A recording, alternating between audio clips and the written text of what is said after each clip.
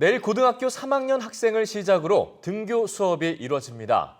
3월 2일 이후 개학을 못한 지 79일 만인데요. 네, 교육부와 방역당국은 학교 안에서 수시로 발열 확인을 하고 또 의심 환자가 발생하면 119 구급대를 이용해 선별진료소에서 바로 검사를 받도록 했습니다. 방역당국은 학생들이 학교의 방역 수칙을 잘 따라줄 것을 거듭 당부했습니다. 송상환 기자입니다. 내일부터 학교에서 수업을 듣는 학생들은 등교와 동시에 발열 검사를 합니다. 이때 37.5도 이상의 발열이 확인되면 보호자와 연락해 외부 선별진료소에서 검사를 받아야 합니다. 수업 중에 열이 나거나 호흡기 증상이 생기면 반드시 교사 지도에 따라 보건용 마스크를 쓰고 학교에 설치된 일시적 관찰실로 이동합니다.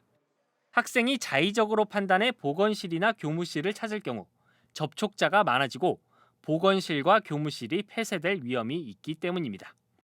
의심 학생은 일시적 관찰실에서 잠시 대기한 뒤 119 구급차를 타고 선별진료소로 이동해 검사를 받습니다.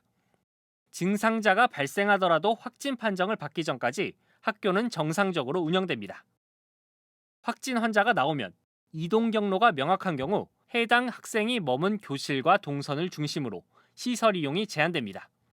하지만 여러 층에서 동시다발적으로 확진자가 나오고 동선이 불명확하면 학교 전체가 폐쇄됩니다. 확진 환자가 발생한 즉시 모든 학생과 교직원은 귀가 조치되고 수업은 원격 수업으로 전환됩니다. 등교 수업 복귀 시점은 확진자에 대한 역학조사 결과에 따라 결정됩니다. 확진되거나 확진 환자와 접촉한 경우가 아니더라도 고열과 기침, 인후통, 미각과 후각마비 등 증상 가운데 하나라도 있으면 학교에 가지 않더라도 출석이 인정됩니다. 또 14일 이내 본인이나 동거 가족이 해외에 다녀온 경우, 증상이 없어도 감염을 우려해 등교하지 않은 경우에도 출석으로 인정받을 수 있습니다. 증상이 있어 검사를 받았다면 결과가 음성이더라도 증상이 나아진 이후 교사와 상의해 등교해야 합니다. EBS 뉴스 송성환입니다.